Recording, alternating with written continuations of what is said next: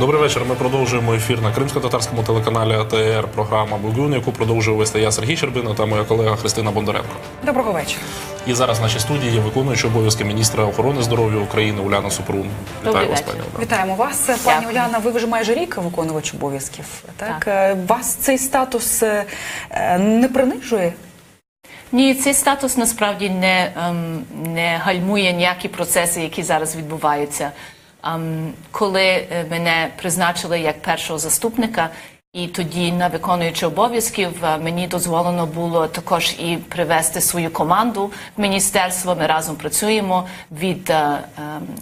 Я була місяць на міністерстві в серпні місяці, тоді вже у вересні нова команда прийшла разом зі мною. Роман Ілик, який був в минулій команді, залишився і далі з нами співпрацює. Це як інституційна така пам'ять, нам допомагав.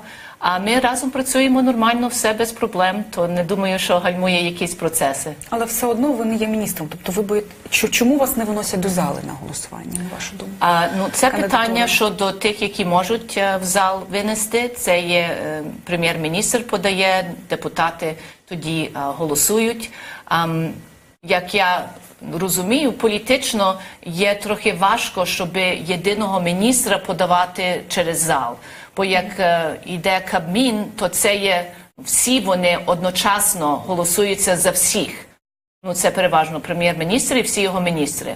А щоб кожного по-окремому голосувати би було важче. Є інші системи, британська система, де міністри є вибрані із парламенту. Є інші системи, які працюють. А в Україні та система, яка є, вона досить важка, коли є єдиний міністр, щоб його або її проголосувати. Сподіваємося, що як можемо законопроекти, які зараз подали у Верховну Раду, як ви знаєте, і провалили депутати і не проголосували, навіть поставити на порядок денний. Як пройде процес реформів, побачимо, як буде в майбутньому. Але моя робота насправді не гальмується. І навпаки, ми дуже швидко розвиваємо систему охорони здоров'я. Вже дуже багато реформів відбулося і далі будуть відбуватися. Пані Уляно, ми перейдемо більш детально до законопроєктів обов'язково. Однак спершу все ж таки політичне питання, якщо дозволите. Довелося чути думку від депутатів від правлячої партії, від БПП, про те, що якщо і законопроєкти не набрали голосів ваші, то і ваша кандидатура може не набрати голосів на затвердження на посаду міністра.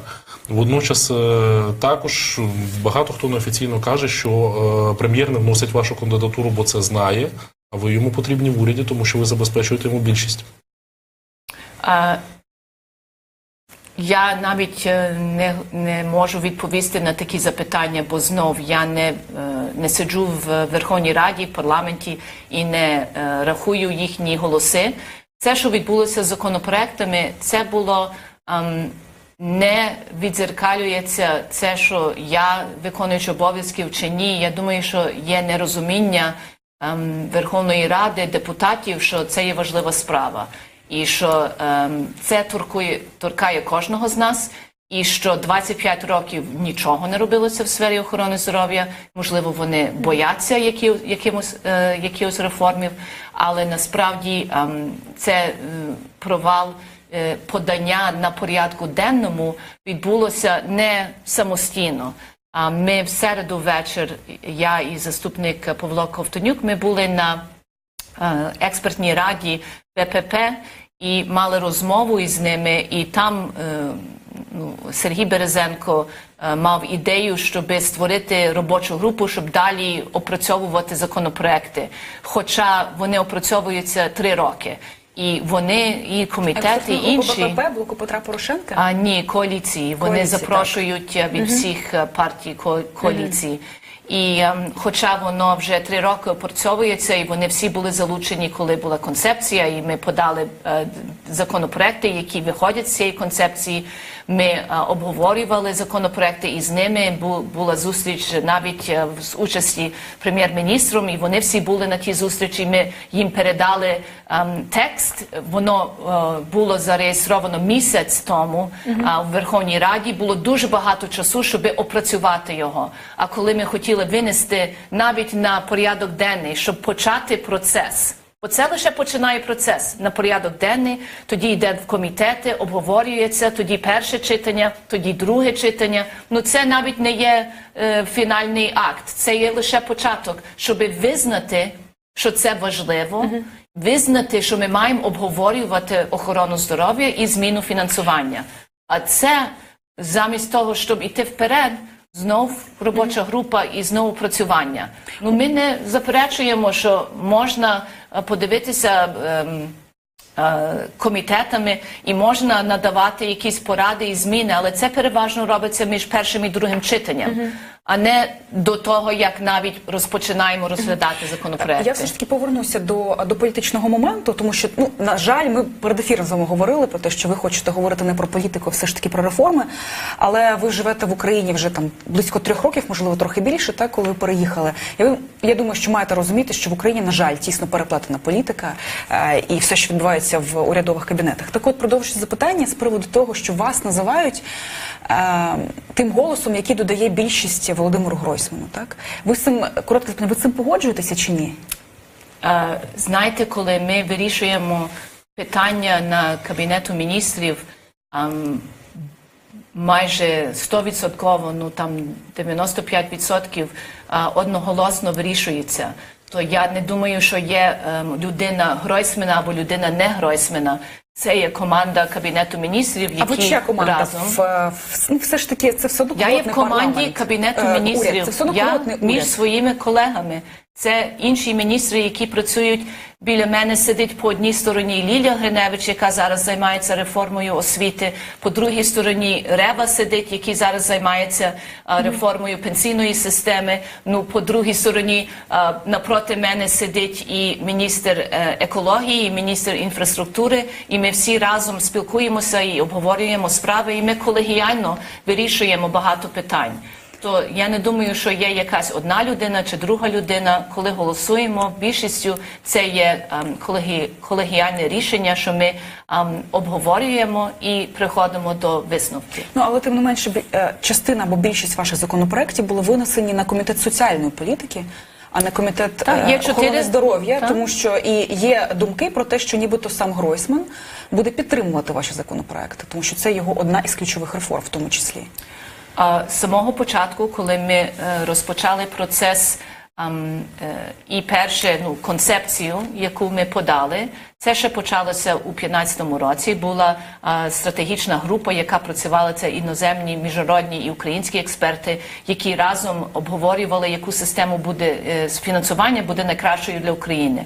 Ми взяли це напрацювання, яке пройшло і парламентське слухання, і колегіум міністерства, і обговорення на Кабміні, на рівні Кабміні. Ми 4 місяці це обговорювали зі всіма, це з нашим комітетом, з іншими комітетами, з депутатами, із Кабміном, із представниками регіонів.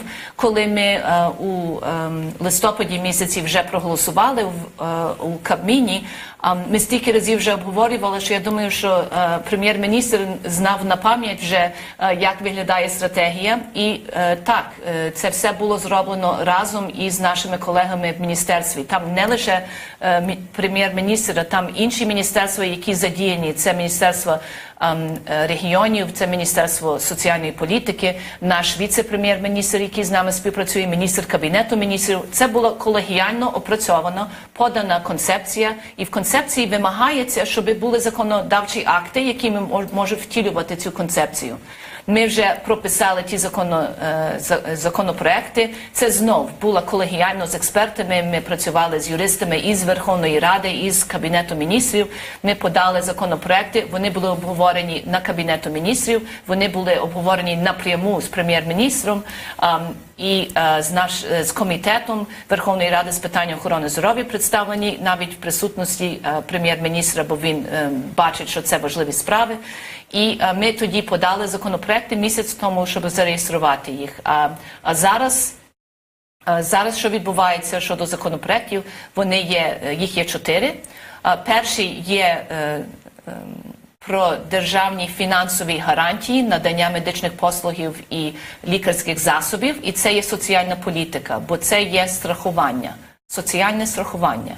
Другий є спеціальний законопроект, який надає додаткові послуги, покриття послугів для наших бійців, які зараз захищають територіальну цілісність і незалежність України на Сході. І там також залучені міжнародні протоколи. Цей другий законопроект є у Комітеті Верховної Ради з питань охорони здоров'я, бо це стосується напряму охорони здоров'я.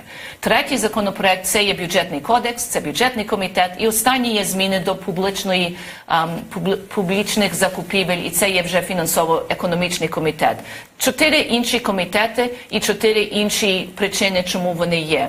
А хто вирішує, які комітети, це вже не ми, це є... Верховна Рада. Так, Верховна Рада вирішує, на які комітети подаються. Ми мали зустріч із Денісовою, розмовляли, спілкувалися, які можуть бути покращення до цього.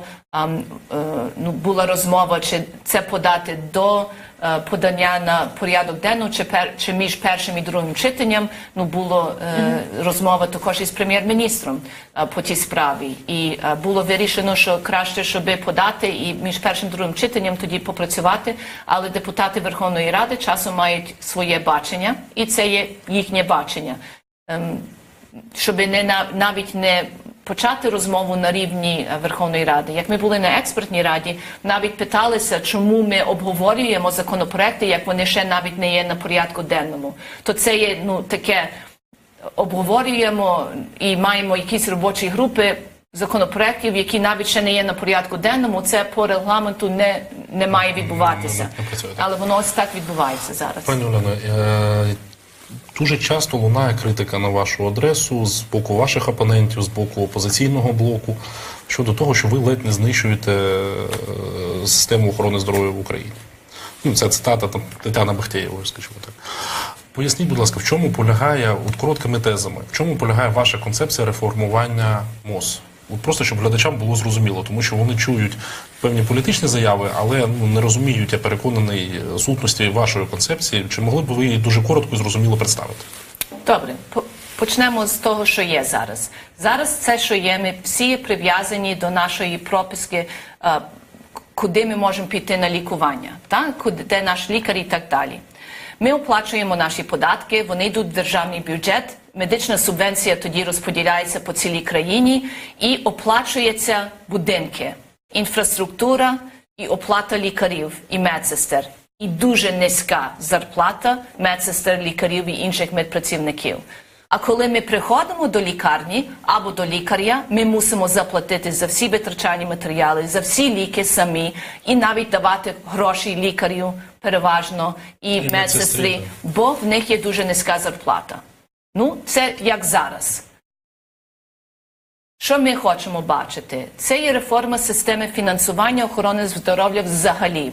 Це є модель, де кошти, які зараз є в державному бюджеті, передаємо на агенцію, яка буде розпоряджувати тими коштами по-іншому. Це буде страхова агенція, яка є державною. Не буде додаткових податків, не буде додаткових оплатів. Це є ті самі кошти, перерозподіляються по-іншому. Це Національна служба здоров'я.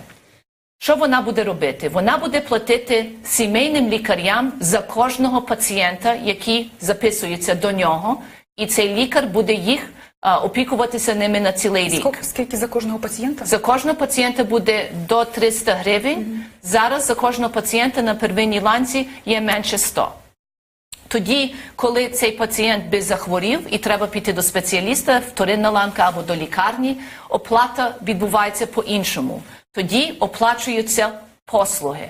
Як ви йдете до кардіолога і він робить обстеження, ЕКГ і інше, ці послуги будуть оплачені напряму від державної страховки до цього лікаря, або як він має контракт до своєї поліклініки. Як це буде відбуватися, тоді ми будемо оплачувати саме лікування, а не лікарню, щоб вона існувала. Ми будемо так оплачувати, ми будемо фінансувати там, де пацієнти ходять. Як ви маєте прописку в Криму, а зараз не можете там лікуватися, бо вам не дозволено, ви можете тут лікуватися в Києві, а вам кажуть, тут немає коштів за вас, бо ви тут не є прописані.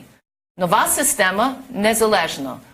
Пацієнт вибирає свого лікаря, вибирає свою лікарню незалежно від місця прописки. А по-іншому, коли він йде до, як є хороша лікарня, і багато пацієнтів йдуть до цієї лікарні, буде набагато більше фінансування.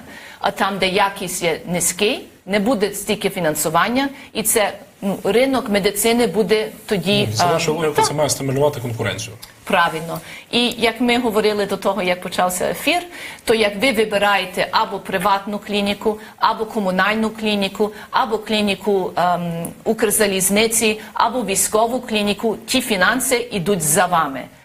Ті кошти буде єдиний тариф за кожну послугу. Як ви йдете в ті лікарні, цей тариф, ці кошти йдуть за вами тим тарифом. Як є якась додаткова оплата, то це буде вже ваша відповідальність. Чи в нас є досить фінансів на це все? На первинну ланку 100% покриття послугів, які надаються, є список, які послуги надаються, і це всі можуть побачити на нашому сайті. На екстрену медичну допомогу 100% все покриття. На паліативну допомогу, на жаль, ті, які є в останніх днях або мають хронічні захворювання, 100% оплачено. Коли ми вже виходимо на вторинну ланку або на третинну ланку, будуть визначені, які послуги покриваються державою, які 100%, які мають співоплату і які не будуть покриватися. І не покриватися будуть такі речі, як пластична хірургія, такі речі, що ми повинні самі оплачувати. А найважливіше, всі будуть розуміти, чи треба платити, чи ні, і скільки. Не як зараз, коли ви заходите, і вони подивляться, на яку машину ви приїхали, і як ви обрані, і тоді вони кажуть, будемо більше грошей брати чи менше. То це все буде прозоро, це все буде більш справедливо, бо всі будуть мати доступ до всіх медичних послугів, і покриття буде однаково для всіх. І також це буде показувати більше фінансове захищення для наших людей. Бо недавно громадська організація «Пацієнти України» зробили громадське опитування, і вони побачили, що 75% людей бояться захворіти, бо вони думають, що вони будуть фінансово зруйновані. Продадуть квартиру і все.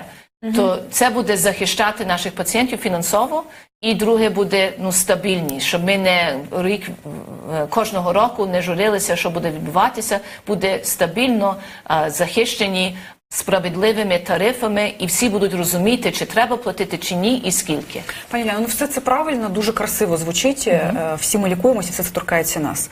Але в мене на якийсь момент, знаєте, зараз виникло таке відчуття дежавю, тому що Олександр Квіташвілі свого часу теж, коли я була ведучою, приходив на ефір і подібно гаряче теж це все розповідав. Зрештою, ви самі визнаєте, що частина реформи Квіташвілі перейшла до вас, бо тут неможливо вигадати велосипед. Медична реформа є медична реформа. Але тим не менше, в Квіташвілі нічого не вдалося. Чому? Перше, недавно законопроект 2309, який дозволяє автономізацію медичних закладів. Це дозволяє, щоб медичні заклади перейшли на некомерційні підприємства, і вони зможуть тоді отримувати фінансування не лише від держави, а також від інших джерел.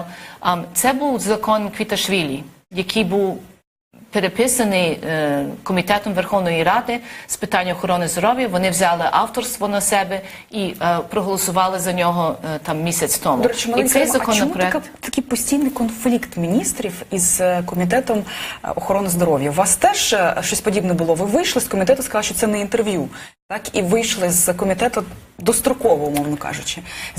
Можете пояснити корінь взагалі цієї постійної проблеми і природу конфлікту міністрів із комітетом? Є ті комітети, які більш співпрацюють, профільний, саме охорони здоров'я, і інші, які менш співпрацюють зі своїми міністрами. Я хочу заявити, що ми від міністерства з самого першого дня, коли ми зайшли в міністерство, я і своя команда, ми дуже серйозно ставилися до того, щодо співпраці з нашим комітетом. Я була консультантом до комітету рік. Двоє із наших заступників були консультантами у Міністерстві охорони здоров'я і часто ходили на комітет. То це не було щось терра нова для нас. Ми розуміли комітет.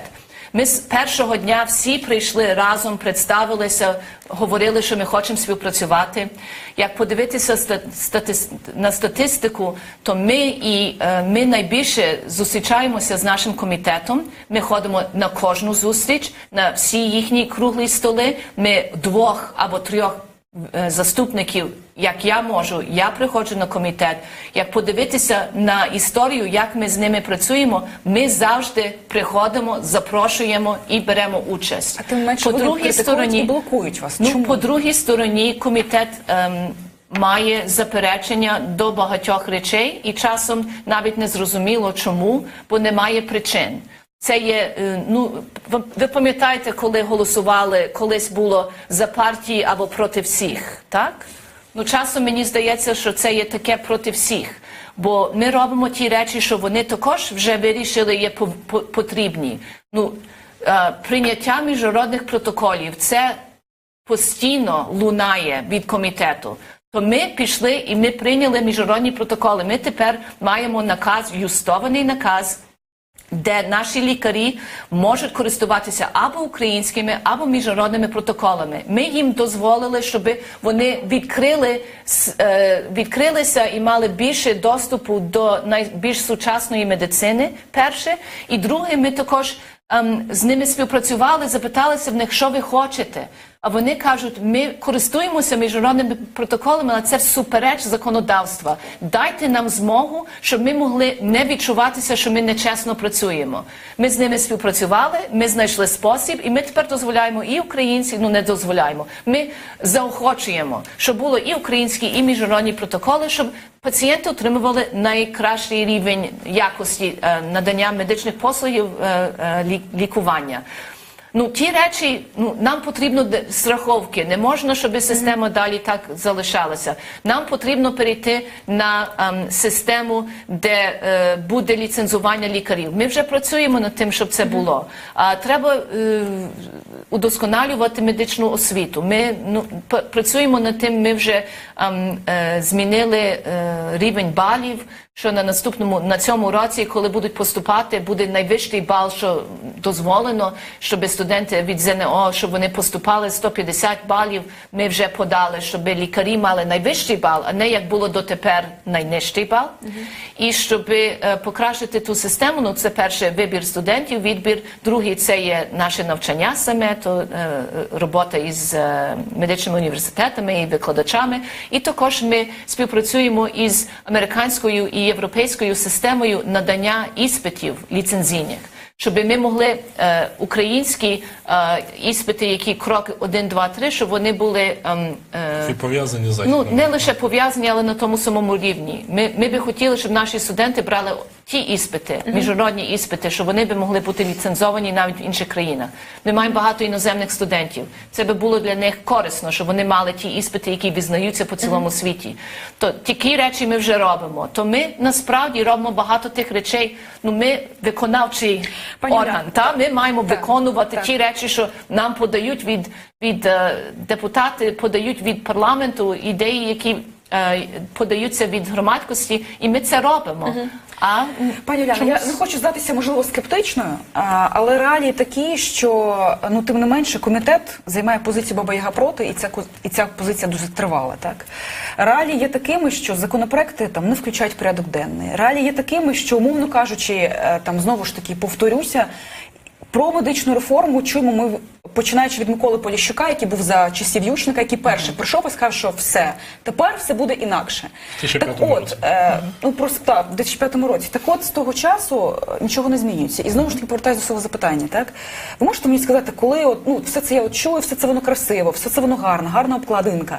Але банальне, просте питання моє, можливо, глядачів. Коли я прийду в лікарню, і я зможу нормально отримати обслуговування, перше, з мене не будуть вимагати шоколадок, грошей і так далі, і коли буде ця лікарня компетентна, і там будуть нормальні умови. Ви можете сказати, коли? 1 липня цього року вже міняється система фінансування на первинній ланці. Знову, як законопроекти будуть прийняті. На первинній ланці вже буде оплачуватися по-іншому. Зараз лікарі первинної ланки заробляють там 5-6 тисяч гривень, як можуть навіть не стільки.